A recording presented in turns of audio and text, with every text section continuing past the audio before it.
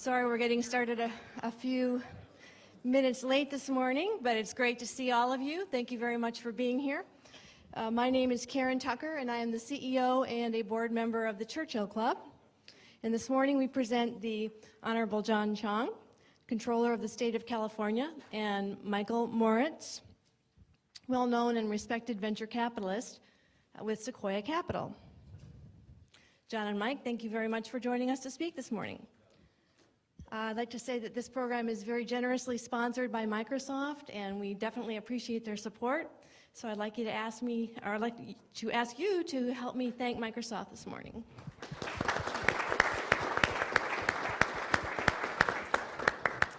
And our co-host and partner is Sonnenschein, Nathan Rosenthal, and I would like to give a special nod to Yabo Lin.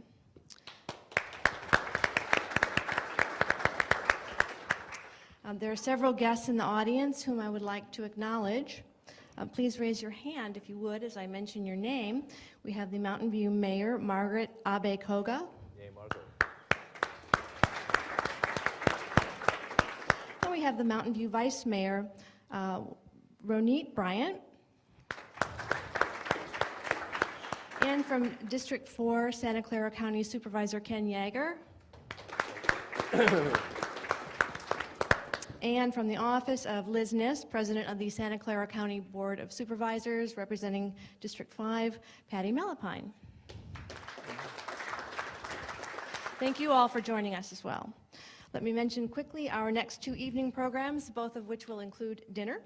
On Thursday, July 23rd, we present The Free Economy, How Companies Make Money from Giving Things Away, with Chris Anderson, the editor-in-chief of Wired magazine, author of the popular book The Long Tail and the brand new book called Free, The Future of a Radical Price, with a great panel of speakers. And on Thursday, July 30, we present New Rules, New Opportunities, China 2010, with a panel of distinguished experts looking forward relative to doing business in China. So we hope you will consider joining us for those programs.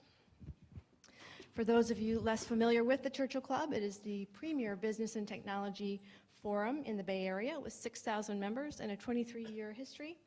Dynamic in the news programs. We are a not-for-profit organization supported by members, and we do hope that you will consider joining us if you are not a member. You can always find us at churchillclub.org, also on LinkedIn, Twitter, Facebook, and YouTube. And now it is a great privilege to introduce our moderator, Michael Moritz, one of the most influential venture capitalists of our day. In the past 4 years, Michael was twice #1 and twice #2 on the Forbes Midas list. He is presently a partner at Sequoia Capital, where since 1986 he has focused on software and services investments, such as Google, where he sat on the board, and Yahoo, PayPal, Zappos, and frankly dozens of other wildly successful companies. And prior to finding his considerable groove as a VC, Michael worked in a variety of positions at Time Warner, including as a journalist covering tech. He was also a founder of Technologic Partners. Michael, we are very honored to have you back on our stage. Please help me welcome Michael Moritz.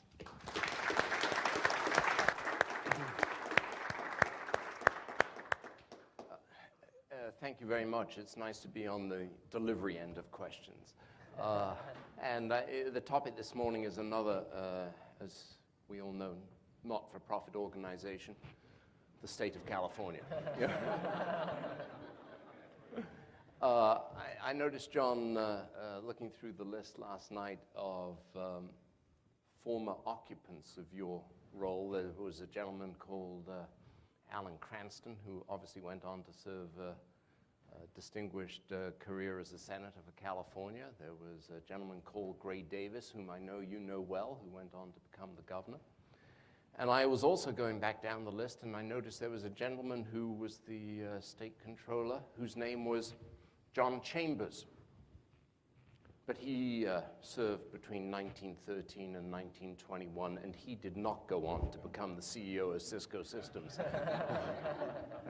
So maybe to begin with, I think maybe you can do some scene setting, because I suspect most people in the audience, just like me, are really uncertain about how broad an ambit you as the state controller preside over. So maybe you can give us a sense of the full extent of the panoply of duties that are resident in the office of the state controller of California. I'd be happy to do so, Mike. The state controller is one of 8 statewide elected officials here in California. In the executive branch of government, and we remember from our civics lessons, there's 3 branches of government. There are 12 residents in the executive branch, 8 elected statewide. I am the chief fiscal officer for California. I am not the chief financial officer. We also have a state treasurer who handles the treasury functions for California. So he's in essence the state's banker. I have responsibilities including the accounting, some of the auditing. There are 3 principal agencies in state government that are responsible for auditing. The function that many of us are well aware of now, I am the cash manager, and I'm responsible for disbursements for California's obligations. And so I issue about 42 million disbursements annually. I serve on 76 different authorities, including the State Lands Commission, which has the jurisdictions for development from mean high tide out to 3 miles off the coast of California. I serve on a whole host of financing authorities, so every time the voters of California pass a bond, I usually end up on one of those financing authorities. And I also sit on the state's 2 principal taxing agencies, the Board of Equalization, which is responsible for about 25 different tax and fee programs, and the Franchise Tax Board, which is the income tax authority for the state of California. And in your spare time? Then I serve on 2 other boards, CalPERS and CalSTRS, which are the nation's 2 largest public pension plans. As Mike pointed to when I sat next to him at the Israel Chamber of Commerce, it's too complicated, and so you don't want to get involved with us, even though we could use your formidable talents. So I have actually a little exhibit here that truly arrived in the mail 2 days ago. And John, I'd like you to read the name in the top left-hand corner. Well, it's my name. It's one of our disbursements. It's not the color of a registered warrant, though. No, because among other things, this gentleman looks after the lost and found property department of the state of California. And I've been trying to get hold of this check for 2 years, and it finally arrived. Oh, very good. Actually, let me refer to that. It's a program called Unclaimed Property. What occurs is if you have no activity with a financial institution, that property under the law could escheat to the state of California. So that's why I keep active management of your accounts with financial institutions, insurance companies, utilities. Now, 20 years ago, when Governor Wilson was the governor, and I'm not attaching blame because I think it's important, we see what happened when we attach too much blame in government, it becomes dysfunctional. But in another difficult budget period, the governor and legislature had to take some dramatic action. They increased taxes significantly, they cut significant spending, but they also took action which was not to the benefit of Californians. They made it more difficult for the owners of the property that you just demonstrated to get their property back. So over this 20-year period of time, the state is now in possession of over $5 billion worth of your property and 8 million accounts. When I became controller, I said, this is wrong. It's part of why we have bad fiscal management here in California, because we're holding on to people's rightful property for the state to balance its budget. I was able to convince the governor and the legislature, and I want to give them credit for finally recognizing that it's time to right a wrong. And so I now have the legal authority to communicate to all of you without it being illegal on my behalf to tell you that the state has your property. So in the first year after I was able to change the law, we sent out 2.5 million notices to people saying, we have your property. In the 10-year prior to that, we only sent out 1.2 million notices because it was only proper for the previous controllers to notify about 16 to 20% of the account holders. I can notify 100%. I don't have the financial resources to do so. And usually I do have my staff do some research on your names and do it, but I just didn't do it this morning because I figured I'd be talking to Mike. So, well, I think I received about 1.8 million of those notices, and I got to be on very familiar terms with a very nice lady called Marcy, who works about 28 layers below you somewhere, who finally got me the check. But I think to turn to the main topic, I think when many of us came to California, maybe 30 years or so ago now, California probably had a reputation around the world as the place that knows how. And I think if you go around the world today, people look at California and say, is California the ghost of the future for the United States? And it'd be very interesting, John, to start with getting a perspective from you of how acute you think the dilemma is that faces the state today. And perhaps if you could be kind enough and compare it to past predicaments that the state has confronted as well. Yeah, we are in very dire straits at this particular juncture in California's life. We've had times that have been very, very difficult. The way they resolved prior issues, unfortunately, has exacerbated the problem that we're experiencing today. We have a budget deficit for the upcoming fiscal, or it's now, we're in this fiscal year, of $26 billion. Now, the cash deficit is actually greater. To give you a perspective of where we are positionally year over year, last year, the worst point cash-wise for the state would have been in April. We didn't get to that point because the governor and legislature came to agreement in February trying to fix a earlier problem. But if we had continued on that path, the state would have been $5.3 billion in the red. So if you thought it was bad in February when I had to take some rather dramatic action to keep the state of California from defaulting on our debt obligations, I had to hold back your tax refunds for 30 days. I did not make contributions to the federal government for SSP payments, which are the payments to the most vulnerable populations here in California, the aged, the blind, disabled. I had to hold up payments to students seeking higher education in terms of their Cal Grants. I didn't make payments to large private sector vendors. It could have been, I don't know if Microsoft was one of those vendors who contracts with the state for goods and services. So $5 billion cash red in April we could have gotten.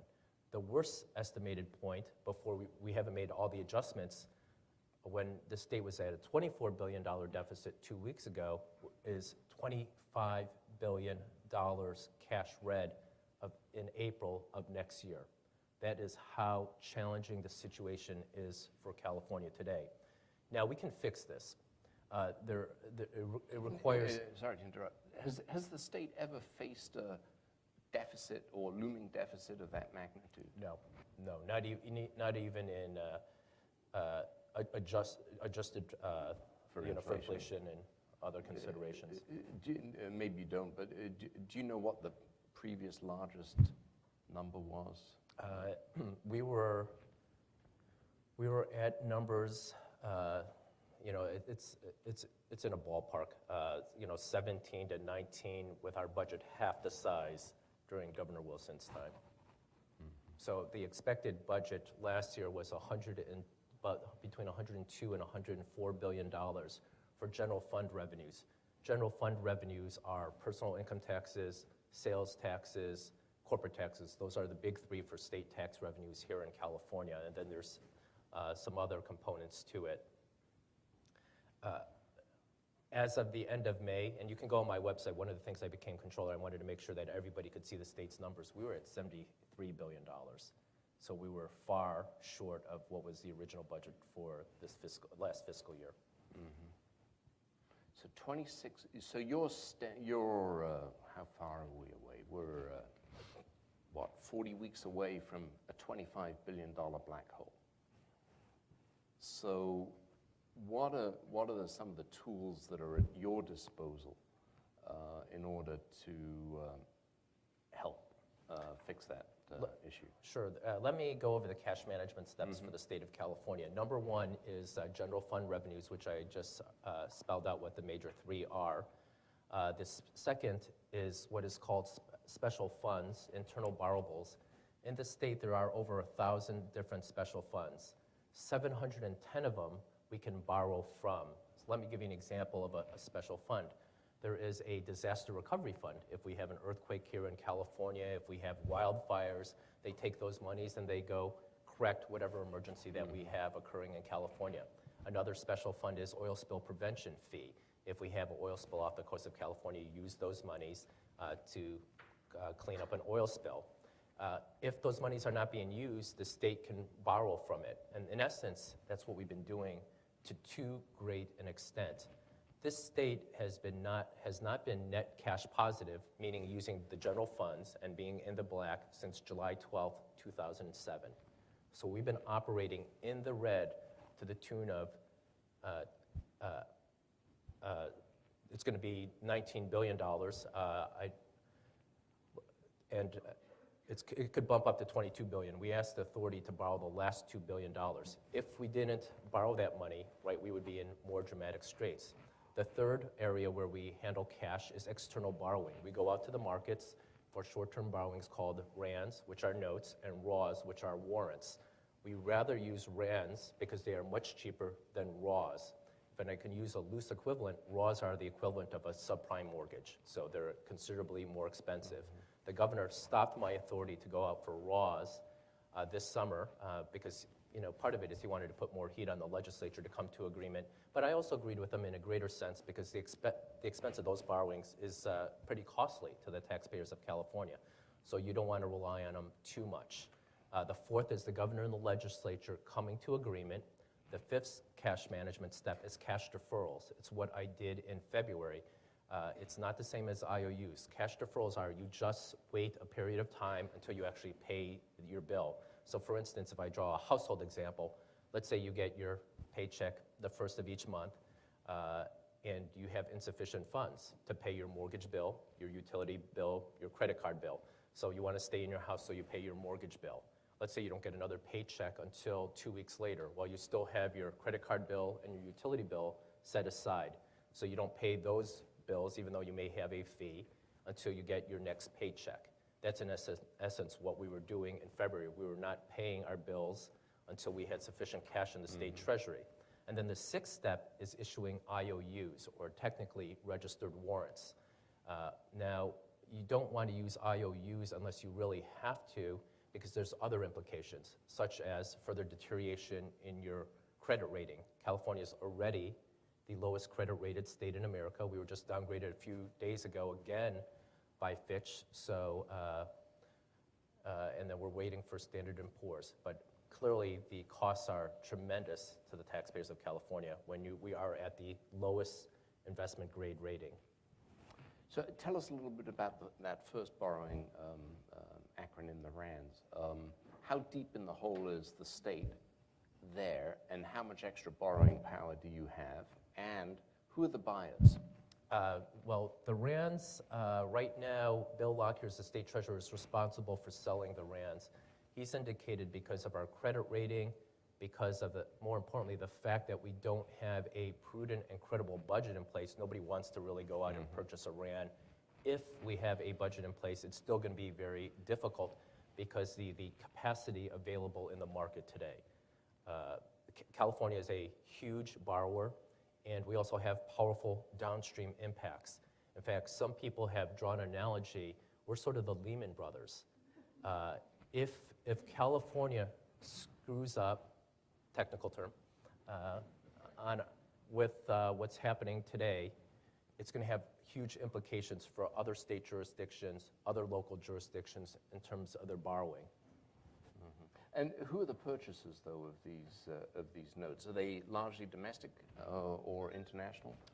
Principally domestic. Bill Lockyer, started first with a retail sales, even though you still have a lot of institutions who are purchasing it, and then they'll provide it to their clients at smaller denominations at about $5,000. So one thing that perhaps people are interested in hearing is your assessment. You've been deeply interested in a public servant of the state in different capacities and guises for many years. Your assessment of the principal reasons how the state has got into the predicament it has gotten into today. Yeah, there's a whole host of reasons. I state if you have 5 responsible leaders, and I'm not saying the current leadership is irresponsible, but if you can build an institution around 5 responsible leaders who understand that we reside in a democracy, and ideologically you do not get everything you want. People have to compromise, people have to sacrifice, especially in these especially difficult times, and that you have to find common bonds and an agreement, and you have to do so on a timely basis. And if we could start off with this group and build it institutionally. One of the things that Gray Davis was publicly correct about, but ultimately didn't get to that point because there was too much political pressure, is that we live through business cycles, and the state government is the recipient of the good fortune and the bad fortune of what's occurring in the private sector. And we have to be very smart and prudent about how we handle the state's finances in view of that thought. So in good years, we ought to be building a rainy day fund or a savings account for when inevitably the bad years occur. There is a phenomenon in Sacramento where everybody wants to score immediate political points that's exacerbated by the fact that there's term limits. So when you have assembly members who are there for 6 years, right, they can't, the constituency aren't going to say, oh, I'm going to pat you on the back because you saved $12 billion, because they don't see the benefit. Everybody wants that money spent now, whether it's the Democrats who principally support education and healthcare, or it's the Republicans who want tax cuts and other types of incentives. We have to build that internal discipline. So number 1, responsible leadership. Number 2, building a rainy day account. You could add term limits as a fix. I know among the electorate of California, for some it's very popular to have 2/3 vote for increasing taxes and 2/3 vote to pass a budget. We're the only state to have both those requirements. I think that's an impediment. I understand the desire not to increase taxes, but at our core, part of the dysfunction in Sacramento is who do you hold accountable if you can't pass a budget? Do you hold the majority party, which does not have controlling authority to pass a budget, accountable? Or do you hold 3 Republicans in the state Senate and Assembly accountable? And which 3 do you hold? Because you can't find those 3 to pass a budget. When you have a democracy where you can't have transparency, accountability, I think it's very frustrating for the electorate. And that's part of our civic disengagement, the disconnect that's being created. And it's not healthy for America's enterprise or California's enterprise in the long term. So there was I'm sure a lot of people read this, there was a long story in the New York Times Magazine last Sunday about all the people, or a variety of different people vying for the gubernatorial position in the next election. Gavin Newsom and Meg Whitman and Jerry Brown and Tom Campbell and an array of others. And it was a long and thoughtful piece, which I sort of read with great interest, but did wonder as I was leafing through it, no matter what your political inclination is, or no matter what you think about these candidates, or how able or talented each or all of them are, whether California has approached the point that it is essentially an ungovernable state. What's your sense of that? No. The governor in a bad year has 85% of the power in Sacramento. In a good year, the governor has 99% of the power. Within the responsibilities of the governor is to be a consensus builder. Part of that requires a tremendous focus of energy and time in trying to build the relationships with the institutions, with the individual elected officials, so that you can identify at what point you can compromise and do that. Now, it's going to be very difficult. If, for instance, if you're a Republican where 67% of your base is very conservative, to increase any types of taxes is almost a end of your political career statement. Not exactly, but so you have to find in working, and you clearly have those types of issues on the Democratic side, where are the pressure points, where are the points of compromise, so that you can come to those points much easier and faster in a deliberative process. So if you have, whether it's Meg Whitman, Gavin Newsom, Jerry Brown, Steve Poizner, Tom Campbell, they're going to have to start early on. And so there's going to have to be, you have it in a campaign where you're making these extreme fixed statements. Governance doesn't work like that. So there's a person while you're campaigning, and there's a person once you're in a leadership role. So there was also, I think, in this article that I was alluding to, there was comments about the need for a constitutional amendment in the state to get rid of some of these voting thresholds that you were just talking about. What's your opinion of that? Is that something that you think would be a healthy thing long-term for the sort of fiscal, prudent fiscal management of the state? I would be strongly supportive. I think once you release the valves of the structural mechanisms, people will become more responsible, right? I know people are fear that the Democrats are going to tax us to death. The Democrats are also very astute. They want to assume positions of leadership.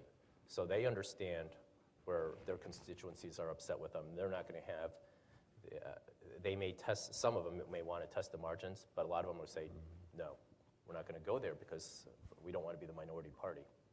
Now, slightly different topic, and I ask this without any particular bias, but I think, again, you read the press and various critics, there's a lot of finger-pointing aimed at the high degree of unionization in the state of the public sector workforce as a big part of the issue for the predicament the state is in today. I'm sure you have an opinion about that and you've thought about it. What is it?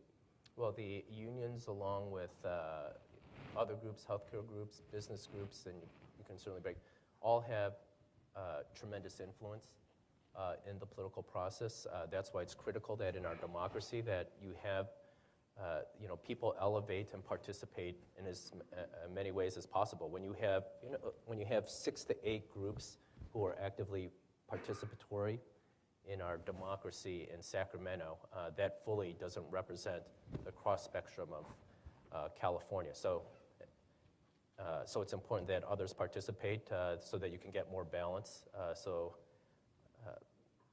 Not only in electoral politics, but certain public policy development is absolutely critical. But also, I think we've reached the point where, again, if these facts are correct, there are at least 5,000 state employees, former state employees, who now draw pensions well in excess of $100,000 a year. Have you taken any steps to sort of trim those sorts of fixed costs that will only escalate, or costs that will only escalate and be more of a burden for the future of the state? Yeah, I've pointed out a lot of those concerns because they have huge long-term implications and creation of liability for the state's finances. In fact, one of the first things I did as the controller 2.5 years ago is I did a study on the state's OPEB obligation. For those of you who are not familiar with OPEB, it's the other post-employee benefits. It's, in essence, your health care obligations of the state. If we want to get a handle on what the obligations in the long term are, you should do the study. Now, I was required under GASB 43 and 45, the accounting rules, to disclose that information. But I was not required to disclose that information until, I'm not even required to disclose that information until next year. But I did it 2 years in advance because I wanted the state to have the upfront opportunities plus the time value of that study to take action. So for instance, we use it on a pay-as-you-go basis here in California. The obligation in our second study, because we've done 2 studies over a 30-year period of time, to the taxpayers of California would be $48.2 billion. However, if we fully pre-funded that obligation, the drop in that cost would decrease by $17 billion.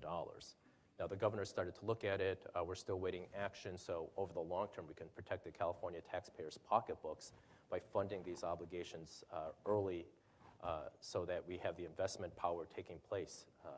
But clearly, and part of the reference in terms of your numbers, there are some jurisdictions that allow for pension spiking. I'm opposed to that. We want to make sure we stop those other types of liabilities that are going to have devastating impact to California's fiscal health. Let me ask you a couple of questions about taxes, and then perhaps we should open the floor up to questions. The state obviously is in the forefront of clean air and emissions control and stricter fuel standards on cars. What's your opinion about a hefty gas tax, not just on oil that's extracted from California, but California being in the vanguard of putting a big tax on the price of every gallon of gasoline taken out of a pump on every street corner in California? I'm open to that possibility. It's not popular. It's not popular with the electorate, right? And I don't want to take the gas tax issue in isolation, right? You have to balance all the taxes here in California. And I think our tax system is unwieldy. It's burdensome. We have too many taxes and fees. If we want to increase economic opportunity, make it easier for businesses to comply, we have to winnow the number of tax and fee programs we have in California. But the ones we do focus on, we ought to do correctly. And part of that is if you're going to use energy consumption, if you're trying to think about long-term benefits, if you're trying to drive people to mass transportation. We have a dilapidated infrastructure here in California. We ought to think about the use of those the gas tax to fix the highways of California. Else, we're going to have to think about other financing structures for our infrastructure here in California. And that means going out to the private sector. And part of the discussion is, do we want to send our state's assets, put it in the hands, and try to figure out, creating toll roads?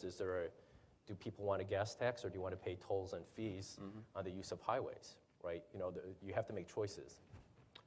One other tax, and probably, it's a topic that every time that California spirals towards the edge of oblivion, it always comes back. Prop 13. What are your thoughts today, again, having thought about this a lot, I'm sure, about what should happen with property taxes in the state of California? Prop 13 was passed by the voters in 1978, went into effect shortly thereafter, rolled back base rates to 1975.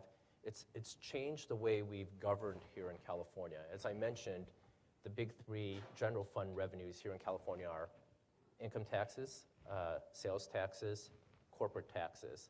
You notice I didn't mention property taxes.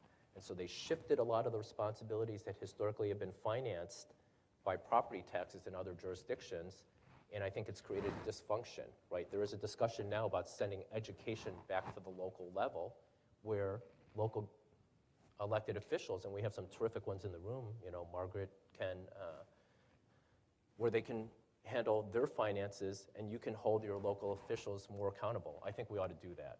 Frankly, it would relieve some of the tension at the state level. It would create a more participatory and healthy democracy when you can go to Ken or Margaret and say, hey, I don't like if you sat on school boards, saying, I don't like that, and their response would be, well, I don't control our financing because state handles our financing, and we only get as much money as they give to us, even though this is historically a local revenue stream. So that was created by Prop 13, so if we can, in essence, push a lot of that back down to the local level, including a lot of those property tax levies, but trying to control for the legitimate concerns they had about Prop 13. You don't want to have appreciation going out of control where you have rising tax values where people of limited income are placed in jeopardy and no longer be able to stay at their... Do you get a sense in Sacramento, is there a groundswell that politicians are detecting about revisiting Proposition 13 and undoing some of the aspects of Proposition 13? There is discussion. I wouldn't say a groundswelling. There's a handful of legislators on both sides who want to reassess it. One final question for you. Among the 76, I think, commissions that you said you are associated with or involved in, both CalPERS and CalSTRS fall under part of your purview. Maybe, particularly for people like us who are in the business area or in the investment business, these two entities where they are involved create a very long shadow. Give us a picture of the state and the condition of both of those funds today, if you would. Yeah, obviously, as with a lot of other pension funds, we've took a dramatic hit. CalPERS at its peak was about $260 billion. We're a little north of $180 billion. CalSTRS was at about 160, and today we're at about 118.4, 118.9. We clearly had to expand our range within the asset classes to give us more flexibility. Issues such as securities lending, capital calls. So we had to move our assets into the cash position or cash-like equivalents to preserve all the challenges that we're facing. And how many of in particular, the capital calls for obligations to various investment funds, have those two massive entities been defaulting on? We're not defaulting. We're negotiating a lot of them. Frankly, from our perspective, we think this is a long-term healthy development. Obviously, you don't want to see a significant drop in the value of your portfolio, but we thought, especially in the alternative investment space, there was not tremendous quality, right? We see quality, and we want to build long-term solid partnerships. Maybe you want to reevaluate, and it gives us the ability to negotiate fees, right? It became very standard on the 2 and 20, and for a lot of these investments, people weren't deserving of 2 and 20. That's right. That's right. Okay. What about questions? I'm sure there are lots. What about Ovi? To follow up, on the discussion of RANDs and California's credit rating, can you speak a little bit about the safety of or the reliability of future coupon payments for California's municipal general obligation bonds, and your thoughts around those? Well, the state has never defaulted on a general obligation payment. It's our most important responsibility. That's my task. If you've heard or seen any of my public statements, I am handling the cash flow so that the state doesn't go off the cliff. And what's the definition of going off the cliff? California defaulting on our debt obligation. Now, under the California Constitution, debt service is not our top obligation. If you look at, as required by law, what California's priority for payments are, number one is education, and that was selected by the voters of California. Number two is debt service. So California is either the only state or one of a handful of states that lists debt service second in terms of priority of payments. And then we have other priority payments such as pension obligations to CalPERS and CalSTRS, all right, because those are contractual and protected by law. We also have payroll payments, and then we have Medi-Cal payments. Now, the payments that fall below the line and are not protected payments, and then there's also special funds payments. That's the third category. The income tax refunds, that's why those received the IOUs. That's why I had to do the deferrals. The payments to the federal government for the SSP contribution by the state. The private sector vendor payments, the payments to county government for local assistance programs, such as for the developmentally disabled. Those are payments that are not protected under the law. However, that doesn't mean they won't be protected under the law. This situation that we're in today is very tenuous. So as I begin to issue these registered warrants and they expand into different categories, I'm sure there's going to be enhanced litigation. And so some of these categories may fall into protected payments or climb into protected payments. So for instance, in '92, the second time the state of California issued IOUs, we issued IOUs for payroll payments to the public servants of California.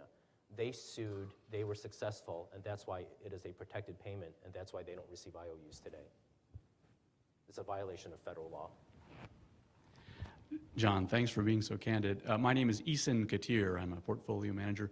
I've been looking for precedents, and a friend in Argentina told me that in 2001, a state there issued IOUs called Patacones. And I wonder if you, we're not Argentina, I wonder if you would compare the differences or similarities between that, if you're familiar with the IOUs issued by a state in Argentina a couple years ago. I am not, but I believe actually it was either Argentina or Chile, which I try to use as an example. During one of their heydays, the legislature, as we've witnessed too often here in California, was advocating spending all the money for programs or providing tax breaks. They had this one lonely accountant who said, no, we got to keep this in a lockbox until there are worse days. And that country is experiencing the same difficulties in this global phenomenon with the financial crisis and credit lockdown. And that person is now the hero because he actually was the one person standing up against the incredible tsunami saying spend all the money. John, Michael had made some reference to how you see in the popular press this issue or that issue portrayed. One of the issues I've seen in the press is the discussion of earmarks and the flood of initiatives that we've had over the past years and even decades that identify revenue streams and earmark them to spending programs. And I'm just wondering if you might comment on what portion of the state's spending is actually controllable within the budget process versus how much of it is spent before the money even comes in? That's the question that cannot be fully answered, and let me say why.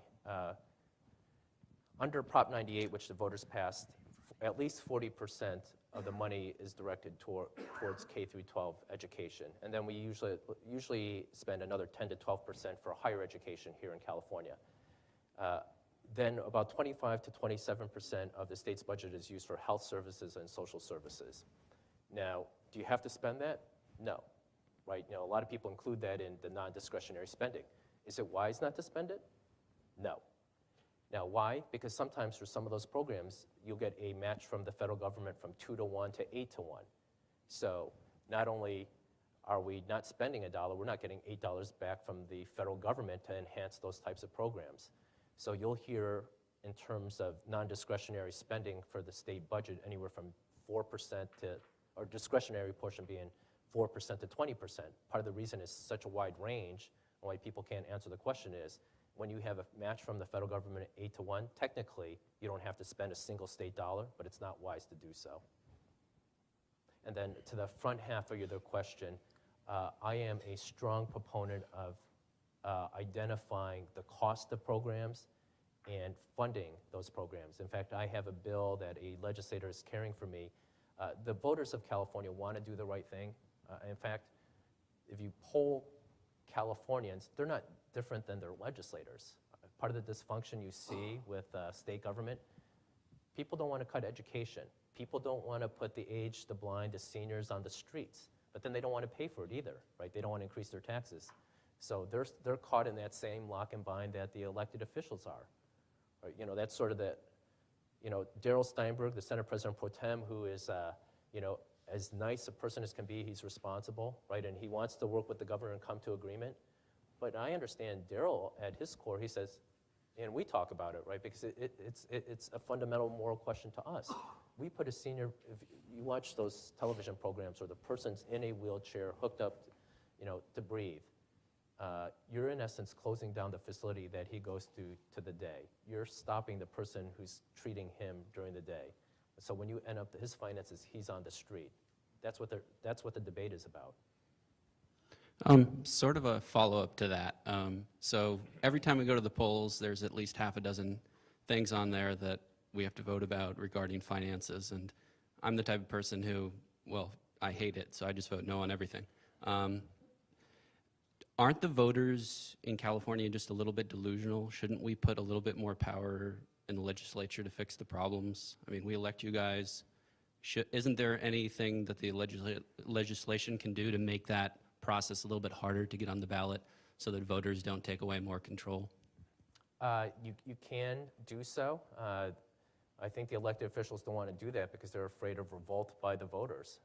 You know, it's part and parcel of what California has done for a long period of time, and it's currently under discussion, right?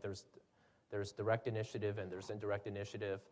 Some of the alternatives that have been discussed is instead of a group or entity, right? And it's not all goodwill. A lot of it's changed the functional apparatus of the legislature. Some institutional presence in Sacramento who understand that they don't like the current composition of the legislature and the governor say, I'm not even going to try the deliberative process in the legislature because I know I won't be successful. I just want to take it straight to the voters. So part of the discussion is now not allowing those people to take it and put it on a ballot after getting 600,000 plus signatures, but make them go through the legislature. But there's still a lot of legislators who don't want to take away that opportunity for the voters of California to participate directly. My name is Georgia. I filed for patents in 1999-2000 in U.S. Patent Office. Unfortunately, they still hold my patents. And in the recent 10 years, I lost 4 civil lawsuits. Based on my personal experience, I think there are 2 big issues the state government should pay attention to. One is the state and the local government should enforce immigration law and employment law. In California here, we have more than 7 million illegal immigrants already. That's about 20% California total population. This law is between me and the city of San Jose, because San Jose hired illegal immigrants as police officers and city attorney and a lot of other city staff. These illegal immigrants pay less tax or do not pay tax, but consume too much state money. Another issue is the corporation registration and the tax. I have one lawsuit against the Farmers Insurance, another one against the Night Reader, used to be America's second largest newspaper publisher. Night Reader have done business in San Jose here, headquartered here, but they didn't register with the state government. I'm sorry, this last part I'm having a little difficulty. Night Reader. Can you speak a little, restate that? Yeah. Or just, if you Yeah.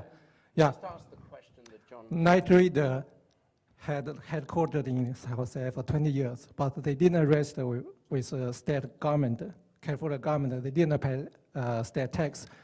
In actual situation, more than 50% of U.S. public companies registered in Delaware. Most of them cheat on state tax and the local tax. I wonder what the state government and the local government should do to enforce immigration law and the tax law. What you think about what the government should do and what you want to improve, enforce the law?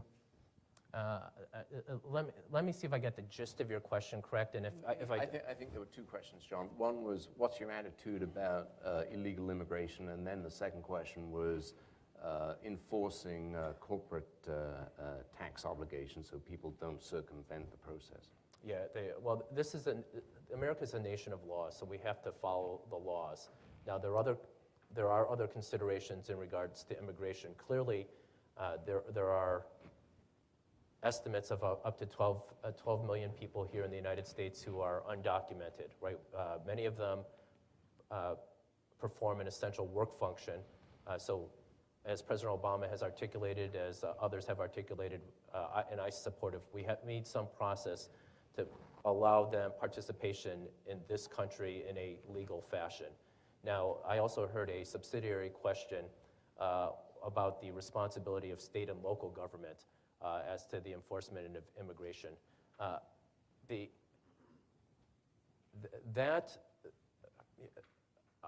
have a hard time with that. That's a federal responsibility. I'm not trying to punt responsibilities because everybody has a responsibility in government. But you're exacting, at what point do you stop?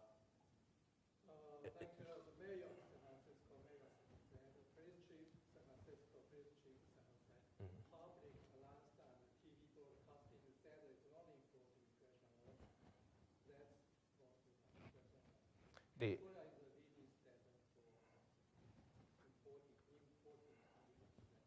Yeah, I wouldn't say we technically. I don't want to get into some import people into the state. Yeah, let's go to the back and ask a good question. Oh no, but I'll finish that. I'm not trying to avoid your question. As the controller, right, I care about what's on my plate of work. So if you have increased immigration responsibilities, at what point does that stop? Right, as an elected official, people just associate, you're an elected official. I understand people want me to handle a whole bunch of responsibilities, but I have to develop a body of expertise within my staff. So my body of expertise, in terms of accountants, in terms of auditors, right, and then if you overlay a responsibility of immigration, right, then give me the resources if you want to make me the immigration authority for the state of California. But don't impose responsibilities if I'm not specifically attached. So, sorry, sir. Yeah, so, excuse me, can we, excuse me. Okay, thanks. So, we've got time for 3 more questions. So in recent days, we've seen a debate between the governor and the speaker. The governor says that we should use this opportunity to make some reforms that will save us money in the future in the areas like pensions. The speaker has said, no, we have to focus only on solving the deficit now. Who's right? Well, they're entitled to have that discussion. Here's part of my concern about that debate. You can't have a moving standard, right? They agree to a certain amount of issues at the beginning, and it's not as if the speaker said, I don't want to talk about those other issues. What she and Darrell said, we will talk about these issues, but let's talk about them in the future, right? We will have continuing discussions because California's economic situation is clearly going to deteriorate. After they fix this issue, they probably aren't going to wait for long before they have to enter the next set of discussions. But I understand the governor's long-term frustration on this stuff, but I understand the speaker's frustration now saying, hey, we were working on these 4 issues, and now you want to add 3 more. And you won't continue to discuss unless we have these 3 more. So that's an understanding that they're going to have to come to. Right? When I have discussions with the governor or the speaker, I said, hey, we're focused on 1 issue. Don't add 3 before you come to a final decision. Yes, sir. At the outset, you mentioned $24 billion. We can solve the problem. The wolf's at the door. Michael mentioned 40 weeks plus or minus. Can you give us 2 or 3 really practical ways this is going to get solved before the wolf jumps into the house? Well, just so you know, from a controller perspective, then I'll answer your question. I am agnostic as to the solutions. My responsibility, and I'm assessed by Wall Street on my performance, is that I need a sound budget that has cash solutions so that the state can pay its bills timely. Now, that being said, right, the choices are increased borrowing, and I've been a long-time opponent of increased borrowing for the state of California because, frankly, that's exacerbated the problem that we're in today. So you can increase taxes. Pragmatically, that's near off the table because you're not going to find additional votes, especially going into an election year from the Republican Party. And then you have to have spending cuts. Now, you're going to have to find some alternative solutions. What I have strongly advocated to the governor is that he enhance debt collection practices and he go through his agencies with fine-tuned go through it with a comb so that they enhance their spending practices. But most of it's going to have to come from spending cuts. But for instance, I audited 3 of the agencies for debt collection practices, Department of Industrial Relations, Public Utilities Commission, and the California Highway Patrol. They failed to collect $180 million in outstanding obligations. There's a few hundred government agencies. If they did all of that, perhaps we could find another $1 billion or $2 billion. It doesn't solve a $26 billion problem, but that starts to help the problem because you don't have a magic bullet that solves the entire solution. So you need to find $50 million here, $200 million here, $1 billion here. So if you didn't pay a speeding ticket, John will take your money right now. We have time for one more question. Thank you very much. Though I don't count Google and Yahoo among my venture investments, I have done many. And one of the things that I've found is the entrepreneurs often have a very optimistic point of view about what is just about to happen, the old hockey stick that's a couple of quarters out. And as a citizen and in the state of California, solving the budget deficit issue seems that there's not an anticipation of the shortfall in revenue that we are inevitably going to experience as a result of reduction in capital gains collections as well as income taxes. And I thought we sort of just solved the budget a few months ago, and then a yawning $24 billion opens up. I don't want to see an optimistic and rosy scenario, a naive venture capitalist perspective being taken by the state of California about what we, the private enterprise, are going to be able to produce in the way of profits to pay taxes. What is wrong with that budget process that has us anticipating more revenues than we're reasonably going to be able to generate on the private sector? Yeah, actually one of the things to fix it, but you're exactly correct. When I became controller, I did something that was offensive to both parties. I actually started putting out my own numbers, even though it's my constitutional responsibility. And as I pointed out earlier, if you go onto my website, I post the state's number at least by the 10th of each month. So you get the public of California and everybody else who accesses my website gets the same information as the governor and the legislature do at the same time generally. So when I started that in my first month of office, some others in the executive branch were really upset with me for doing that. And they said, John, why are you doing that? I said, well, we had a budget deficit a few years ago, and the range between the numbers that were offered, frankly, to me, were offensive. How do you have honest public policy discussion in trying to resolve a very difficult situation if people are putting up their own numbers? And I was telling this particular office, at one point, you will support me. I know you're really upset with me, but you will support me. Now, a few months later, the other side was really mad at me. And I said back to the original side, see, now you want to use my numbers, right? And the good thing about me is that I told my staff, the 1,364 employees at the Controller's office, I wanted to be the best public fiscal office in the United States of America. You be professional, I'll handle the politics. And so over a period of time, Dan Walters, the conservative columnist from the Sacramento Bee, said, the office has the clearest sense of numbers is the Controller's office. If you saw the San Francisco Chronicle 2 weeks ago, they said the office that has been honest in handling all this whole thing is my professional staff. So Bank of America said we acted courageously during the February situation. And that's part of it. When the governor signed the budget in September of last year, 85 days late, and I'm not criticizing the budget, governor is a very positive, optimistic, larger-than-life figure, right? He's the big cheerleader for California, right? I'm sort of I hate this term because it's not my person, but I become the doom and gloom guy for California, right? I said about the governor and the legislature's budget, it is out of balance the moment the governor signed it, right? We went from a $15.2 billion deficit at the beginning of this last fiscal year, no major tax increases, some spending cuts, not much borrowing. And so how do you go from $15.2 billion deficit to zero? And I said, that's not right. And they're saying, John, you're being doom and gloom again. A week later, the governor says the numbers are off by $1 billion, right? Because my numbers were going up pretty soon. A week later, a legislator says we're off by $4 billion. And then 2 weeks later, the governor says we're off by 14.8. So you're exactly right.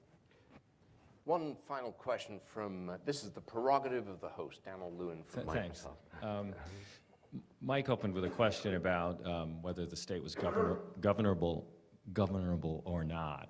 And my question is, if you could wave a magic wand, there are 49 other states to look to that have models. Are there any other models out there if you could institute a new model, or if there was a convention that called for a new model and you could do that? Which ones work? 47 states are in fiscal trouble today. Part of it is what's happening at the macro effect. I don't think there's a state that has a model, but the things that I would point out, go back to majority vote, hold people accountable, extend term limits. I'd like to end term limits, but yeah. Okay, so I think it's time to say thank you. Thank you very much for the check. And John, thank you too for doing what you feel is really right to serve the people of California. Thank you, John and Michael, both, for sharing your views so candidly with us this morning. As a gesture of thanks, we have a special Churchill Club t-shirt for you. Oh. Please wear it in good health. And I would also like to once again thank our sponsor, Microsoft, and our co-host, Sonnenschein, and to all of you for coming. Have a great day.